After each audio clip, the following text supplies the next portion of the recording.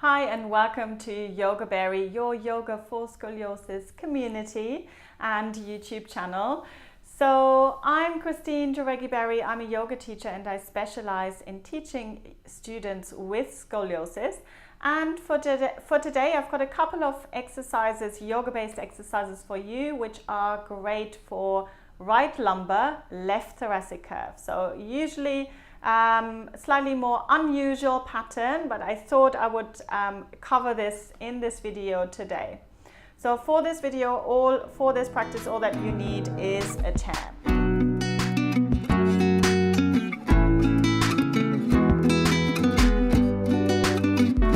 I'm going to start just in sitting, and I'm going to bring my right hand onto the chair.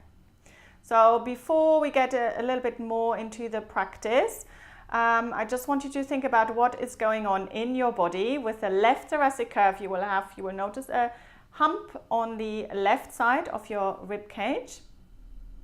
And then the right lumbar might be either your primary curve or your compensating curve. It's always good to get it checked out, get it properly diagnosed before you start adjusting your practice for scoliosis. Good. So what we want to do is we want to create space here on the right side of the rib cage. So just to begin with, just to become aware of this, I want you to start breathing in into the right side of the rib cage, and then exhale, drawing that left shoulder blade back and down onto the back. So every inhale, I'm creating space here on the right side of the rib cage. Exhale, drawing the shoulder blade back and down. At the moment, this is not for the lumbar curve, so the hips are staying completely level. Inhale, and then exhale, squashing that shoulder blade on. Good. So this is our first little exercise, more for the thoracic curve. For the next one, we're going to come up into standing. And this one is called Uttanasana, which is a forward bend. Now you always want to make sure that you're bending from your hips rather than from the waist.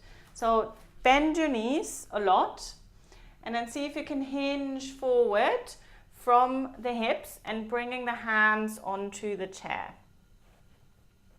From there, you can see how far your legs will straighten. If they completely lock, there's chances that you might start to round into the back. So I would prefer if you keep them bend a little bit more.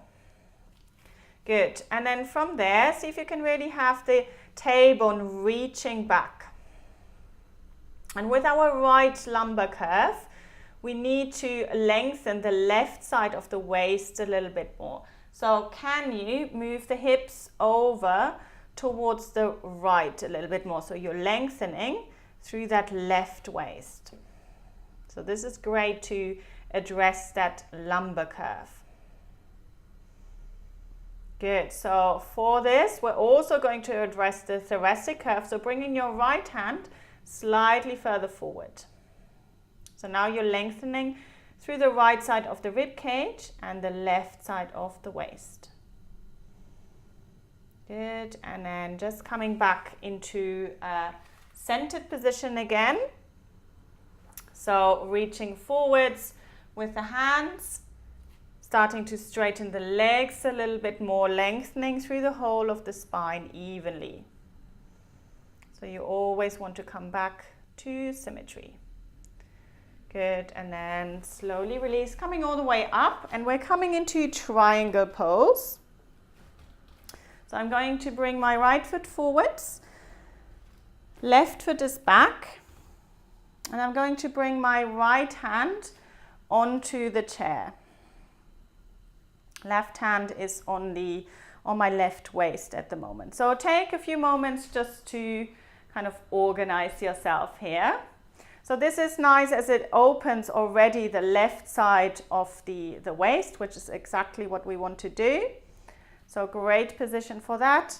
And then from there, we're going to just bring the right arm forward a little bit more. So just to create that space in the right side of the rib cage. Rotating the chest up towards the ceiling. And then maybe lifting that left arm and really trying to draw that left shoulder blade down into the body. That's where you've got that rib hump, obviously, so we want to counteract that on this side. Good. And then let's slowly release. So we're holding this for about 5 breaths, and then we're coming to the other side. So I'm going to swap the chair, turn it around. So I've got my left foot forward, my right foot back, right hand is onto the waist, left hand is onto the chair. So again, think about where you want to create length and where you want to create strength, where you want to shorten the muscles. So we want to create length here on the left side of the waist. Now our left leg is forward, so we need to kind of reorganize the hips a little bit more. So see if you can lengthen, imagine really lengthening through here rather than collapsing down. Good. And then from there, we also want to squash that left shoulder blade down onto the back, obviously. And then what we want to do is create length here on this upper side. So I'm going to lift my arm and then take it over. If your shoulder is okay, then this is quite a nice stretch. So it doesn't look like traditional triangle pose anymore, or just the legs do, but it's quite a nice opening for that right side of the thoracic spine. Good, and then slowly release, and we're going to come back to our Uttanasana, to our forward bend, just for a moment, coming back to symmetry. So we've been working asymmetrically, we're going to come back to the symmetry. So just reaching forwards with the hands, tailbone pointing back. Good, and then release. Good, so I hope you've enjoyed this practice. Let me know if you've got any questions. Let me know if there's anything you'd like to see on the YouTube channel. I'm releasing a new video every single week, so there's plenty of options available. And once you know how to adjust your practice, then you can use some of the longer videos that I do, or just confidently join a group class as well. So if you enjoyed this video, feel free to give me a thumbs up, leave me any comments, and I'd love for you to subscribe to my channel.